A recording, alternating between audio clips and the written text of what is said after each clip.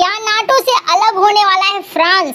और ये बहुत बड़ा झटका है अमेरिका के लिए। जहां नाटो से अलग होने की बात चल रही है, तो वहीं दूसरी तरफ भारत को फ्रांस ने दे दिया है बड़ा ऑफर। जानेंगे जियोपॉलिटिक्स में क्या कुछ चल रहा है। आइए जानते हैं इन खबरों को विस्तार से। 1966 की घटना क्या एक बार फिर फ्रांस दोहराना चाहता है? वैसे आपको याद होगा, रूस यूक्रेन की ये लड़ाई जब शुरू भी नहीं हुई थी, तब एक बवाल मचने लगा था और तब ये कहा गया था, मैक्रोन ने ही इस बात को कहा था कि नाटो ब्रेन डेड हो चुका है, यानी दिमाग से मर चुका है और नाटो में और ज्यादा पैसा लगाना मतलब वक्त की बर्बादी है। हालांकि जिस तरीके के सोच मैक्रोन के थे, ठीक उसी तरीके के सोच ट्रंप के भी थे और ट्रंप ने भी इस बात को कहा था कि नाटो की जरूरत अब नहीं है, नाटो खत्म हो जाना चाहिए। हालांकि नाटो का निर्माण हुआ था रूस को काउंटर करने के लिए, लेकिन नाटो के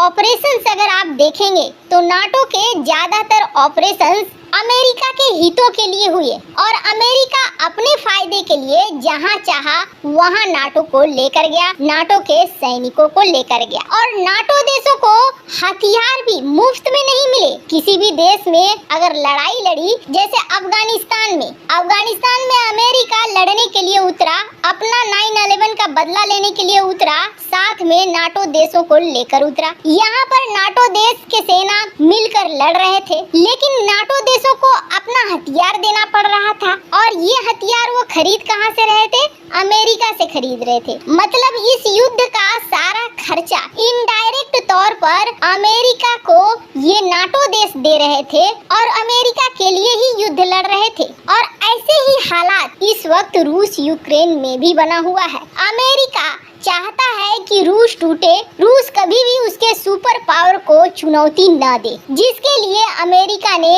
एक पूरे प्लान के तहत नाटो का विस्तार करना शुरू कर दिया और रूस की सीमाओं तक फैलना शुरू कर दिया। और इसी के तहत यूक्रेन को भी न्योता दिया गया, यूक्रेन को भी उकसाया गया नाटो में शामिल होने के लिए। यूक्रेन भी नाटो में शामिल होने के लिए उतावला हो गया और जिसका रिजल्ट ये हुआ कि युद्ध शुरू हो गया। जब युद्ध शुरू हो गया तो अमेरिका ने यूरोपीय देशों को, जिनमें से ज्यादातर नाटो के मेंबर हैं, उन्हें समझाया कि अब इस युद्ध में हथियार दो। अब ये देश हथियार देने लगे। इन देशों को भी डर लगने लगा कि हम हथियार दे रहे हैं, कल को रूस हम पर न हमला कर दे, कल को विश्व युद्ध न हो जाए। अब इनमें से अधिकांश देश खरीदने लगे अमेरिका से हथियार। जैसे एग्जाम्पल ले लो आप जर्मनी अभी हथियार खरीदने वाला नहीं था, लेकिन अब इसने 18 F-35 का ऑर्डर दे रखा है अमेरिका को। इसके अलावा कई सारे देशों ने फिर हथियार खरीदना शुरू कर दिया। लेकिन इन देशों ने कभी ये नहीं सोचा कि किसके मंसूबे के लिए लड़ रहे हो। फ्रांस की पुतिन के साथ क्या दुश्मनी है? दोनों तो बहुत अच्छा चल रहे थे। जर्मनी की क्या दुश्मनी है? गैस पाइपलाइन से आराम से गैस मिल रहा था, नए पाइपलाइन का निर्माण भी हो रहा था, दोनों देशों के बीच व्यापार भी बढ़ रहा था। फिर ये सब कुछ करने से इन देशों को क्या फायदा मिला? इन देशों की अर्थव्यवस्था चौपट हो रही है, यूरोप में नए नए संकट आ रहे हैं, इकोनॉमी बदहाल हो रही है और इकोनॉमी के साथ साथ यहाँ पर तो अब महामारी के भी लक्षण आ रहे हैं। कोविड के कई वेरिएंट्स की बात कही जा रही है। कुल मिलाकर ये कहें तो स्थिति इस वक्तों के कारण यूरोपीय देशों में खराब हो रही है और इसका अब असर दिखना शुरू हो चुका है। और खुद ये जो देख रहे हैं, ये प्रदर्शन हो रहे हैं फ्रांस के अंदर ये प्रदर्शन बहुत बड़े पैमाने पे हो रहा है और लोग कह रहे हैं कि आप नाटो को छोड़ दो। आपको बता दें, जब राष्ट्रपति का चुनाव हो रहा था,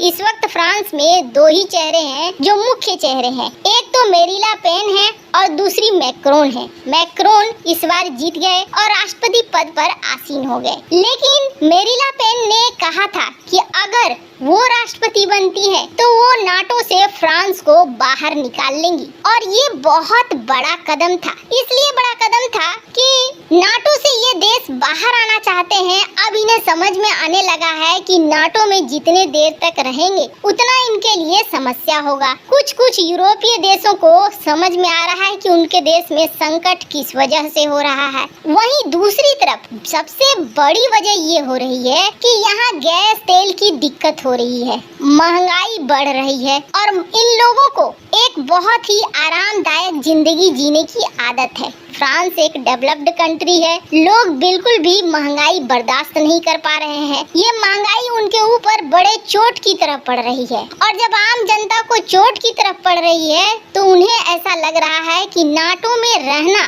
ये फ्रांस के लिए सबसे बड़ी समस्या है, इसलिए नाटो से ही निकल जाओ, फिर अपने देश में अपने हिसाब से फैसला लेंगे। वैसे आपको बता दें, रूस यूक्रेन की लड़ाई में पुतिन और जर्मनी के चांसलर दो ऐसे नेता थे जो लगातार कोशिश कर रहे थे कि ये युद्ध न हो, लेकिन आखिरकार ये युद्ध हुआ और जर्मनी तो इसमें बिल्कुल इकोनॉमिक तौर पर तबाह ही हो रहा है। फ्रांस जो सेना के मामले में काफी बड़ा देश है, अब वहाँ के लोग भी कह रहे हैं कि बाहर आ जाओ इससे। इसका मतलब अब पोलैंड और फिनलैंड को भी समझना चाहिए। खैर, जहाँ एक तरफ ये सब कुछ हो रहा है तो वहीं दूसरी तरफ फ्रांस ये समझ रहा है कि अब ज्यादा दिनों तक इन सब चक्करों में पड़े रहने से बेहतर नहीं होगा, बल्कि विकसित देशों के साथ समझौता करो और ऐसे विकसित देशों के साथ समझौता करो जो दुनिया में अच्छे पार्टनर की गिनती में आते हो। और ऐसे में अब फ्रांस को भारत दिख रहा है और भारत को लेकर फ्रांस ने बहुत बड़ी बात कह दी है। वैसे आपको बता दें, न सिर्फ सेना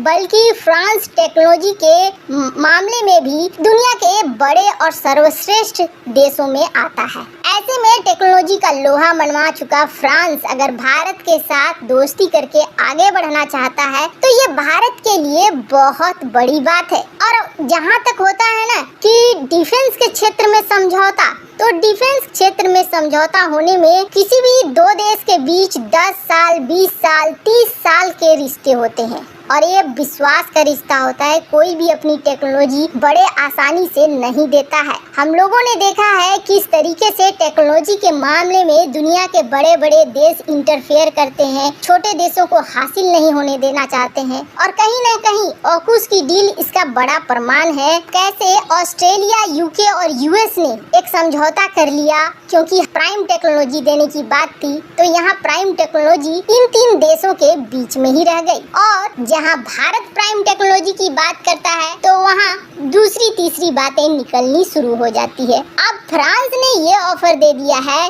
कि वो भारत के साथ मिलकर बनाना चाहता है डिफेंस के सामानों को, बेस्ट पार्टनर बनना चाहता है डिफेंस मैन्युफैक्चरिंग में, भारत के मेक इन इंडिया कार्यक्रम के तहत काम करना चाहता है। वैसे आपको बता दें, ये भारत के लिए बहुत अच्छी बात होगी क्योंकि फ्रांस के एरोस्पेस सैफरन ने पहले से ही भारत में सबसे बड़ा मेंटेनेंस रिपेयर का फैसिलिटी हैदराबाद में ओपन करा है, करीब $305 मिलियन लगाकर। और ये सब बातें कौन कह रहा था? जो भारत में फ्रांस के राजदूत हैं इमैनुअल लेनिन, इन्होंने ये ऑफर दिया है। इन्होंने ये कहा है कि हम बनना चाहते हैं सबसे ज्यादा भरोसेमंद भारत के साथी। वैसे इस वक्त रूस खुद ही समस्या में है, इसे देखते हुए भारत को अपने कई पार्टनर्स बढ़ाने चाहिए। वैसे आपको क्या लगता है, क्या भारत को और भी पार्टनर्स पर ध्यान देना चाहिए? कमेंट कर अपनी राय जरूर बताएं।